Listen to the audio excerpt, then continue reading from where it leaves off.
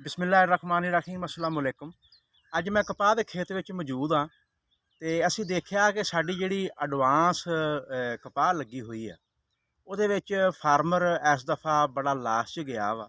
ਕਪਾਹ ਦੀ ਜਰਮੀਨੇਸ਼ਨ ਬਹੁਤ ਕਮ ਆਈ ਹੈ ਤੇ ਇਸੇ ਸਿਲਸਿਲੇ ਦੇ ਵਿੱਚ ਅੱਜ ਮੈਂ ਇਹ ਵੀਡੀਓ ਬਣਾ ਰਿਹਾ ਕਿ ਫਾਰਮਰ ਨੂੰ ਦੱਸਿਆ ਜਾਵੇ, ਇਸ ਗੱਲ ਤੋਂ ਆਗਾਹ ਕੀਤਾ ਜਾਵੇ ਕਿ ਉਹਨਾਂ ਦੀ ਜਰਮੀਨੇਸ਼ਨ ਕਿਸ ਸਬਬ ਤੋਂ ਨਹੀਂ ਆਈ। ਕਿ ਆਇਆ ਕੋਈ ਟੈਂਪਰੇਚਰ ਉਦੋਂ ਲੋ ਸੀਗਾ, ਜਾਂ ਕੋਈ ਤਿਆਰੀ 'ਚ ਮਸਲੇ ਬਣੇ ਆ, ਜਾਂ ਕੋਈ ਮੌਸਮਿਆਤੀ ਖਰਾਬੀ ਸੀ। ਵੀ ਐਸਾ ਕਿਹੜਾ ਇਸ਼ੂ ਆਇਆ ਵਾ ਕਿ ਜਿਹਦੀ ਵਜ੍ਹਾ ਨਾਲ ਸਾਡੀ ਕਪਾਹ ਦੀ ਜਰਮੀਨੇਸ਼ਨ ਨਹੀਂ ਹੋਊਗੀ। ਆ ਹਾਲ ਹੀ ਦੇ ਵਿੱਚ ਮੈਂ ਮਾਰਚ ਦੇ ਵਿੱਚ ਕਪਾਹ ਲਾਈ ਆ, ਮਾਰਚ ਦੀ 8-10 ਨੂੰ, ਤੇ ਇਹਦੀ ਜਰਮੀਨੇਸ਼ਨ ਵੀ ਤੁਹਾਡੇ ਸਾਹਮਣੇ ਅਲਹਮਦੁਲਿਲਾ। ਅੱਛੀ ਤਰ੍ਹਾਂ ਦਿਖਾ ਦਿਓ ਇਹਦੀ ਜਰਮੀਨੇਸ਼ਨ। ਇਹ ਸਾਰੀ ਜਿਹੜੀ ਹੈ ਤਕਰੀਬਨ ਇਹ ਤੁਸੀਂ ਦੇਖੋ ਨਾ, ਨਜ਼ਦੀਕ ਲਿਆਓ ਕੈਮਰਾ।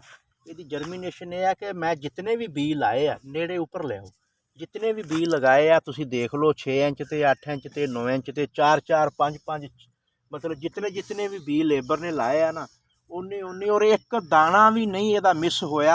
तकरीबन मुकम्मल सारी यह जर्मीनेट हुई है ते बड़ी खुशी हुई है कि खेत मेरे दी जर्मीनेशन बहुत अच्छी है। ते मैं इत्थे की कीता वा ते मेरे दूसरे जिहड़े फार्मर आ उन्होंने की मिसटेक कीती है कि जिहड़ी वजह नाल उन्हां दी अगाओ जिहड़ा ना बहुत कम रहा। सब तो पहले तो मैं गल करांगा कि बीज का खालसपन होना बहुत जरूरी आ।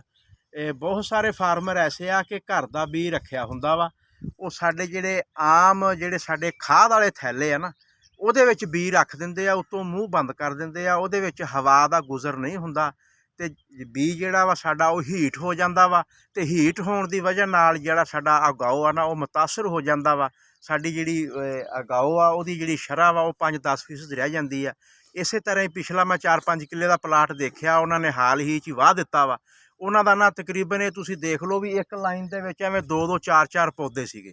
तो जो तुहाडी लाइन पूरी नहीं होगी, तुहाडी मतलूबा पौधों की तादाद नहीं पूरी होएगी, तो तुहाडी पैदावार जिहड़ी नहीं आएगी।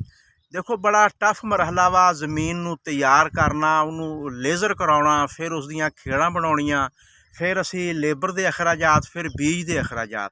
अगर तुहाडी जर्मीनेशन ही पूरी नहीं आएगी तो फिर तुसी आपदे खेत चों कोई भी खातर खा मतलूबा हदफ पूरा नहीं कर सकोगे। तो उहदे विच बीज का खालस होना और बीज नूं सही तरीके दे नाल स्टोर करना। जिस तरह पटसन की बोरी आ आम सब्ज़ मंडी दे विचों मिल जाती आ 100-150 रुपए की बोरी, उहदे विच सानूं बीज रखना चाहिए जिहदे विच हवा दा भी गुजर होवे और वैसे भी वो बोरी ठंडी हुंदी आ, उहदे विच बीज खराब नहीं हुंदा।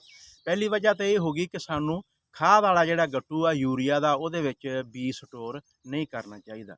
तो दूसरा मैं देखा कि बहुत सारे साडे फार्मर आ वो मतलब सीड ट्रीटमेंट नहीं करते। जदों असीं बीज बोने आ, कपाह बोने आ, उदों सीड ट्रीटमेंट जिहड़ी है ना वो बहुत जरूरी आ, क्योंकि इनू इहदे ते फंगस का फंजीसाइड की बीमारी आ जाती आ, या मतलब कोई थोड़ा जिहा टैंपरेचर लो हो जाता, या कोई थोड़ी बहुती बारिश आ जाती है, या पानी थोड़ा जिहा फार्मर को ज़्यादा लग जाता वा, तो फिर वो बीज इदां ना विच गल जाता वा। इस तरह खेड़ां दे विच बीज गल जाता वा, उहदी फिर उगण की जिहड़ी सलाहियत है ना वो घट हो जाती है। तो तीसरी एक अहम वजह है कि बहुत सारे फार्मर उन्होंने ना जी बहुत जल्दी की आ, क्योंकि इनू उगण वास्ते 25-28-30 टैंपरेचर की जरूरत होंदी आ, जबकि उन्होंने दिनों दे विच बहुत सारे बारिशां भी आईयां, ते उहदे विच साडी जिहड़ी हैगी आ गड़े वगैरह भी पए आ, उहदी वजह नाल भी साडी बहुत सारी कपाह की जिहड़ी जर्मीनेशन वो नहीं आ सकी। तो हुण टाइम हो गया, अज दा मेरा मैसेज यही होएगा कि बहुत अच्छा बेस्ट टाइम आ। जिन्हां दे सरों दे वढ खाली हो गए या कमाद दे वढ खाली हो गए, वो जल्दी नाल तैयारी करके अगर हो सके तो साडा जिहड़ा कमाद दा वढ आ ना उहदे विच साडी जिहड़ी डिस्क आ इस नूं लाजमी चलाउण। डिस्क दे नाल जमीन की जिहड़ी थल्ले वाली तह है ना अच्छे तरीके नाल थल्ले तक गहराई तक चली जाती है, तो जमीन तुहाडी बहुत अच्छी तैयार होएगी। जर्मीनेशन दे विच तुहाडी डिस्क का बहुत अहम किरदार आ। अगर तुसीं इन्हां तरीकों ते अमल करोगे और टैंपरेचर भी साडा हुण 28-30-32 डिग्री ते चला गया वा, जिहड़ा साडे कपाह दे हक दे विच बहुत ही बेहतर वा।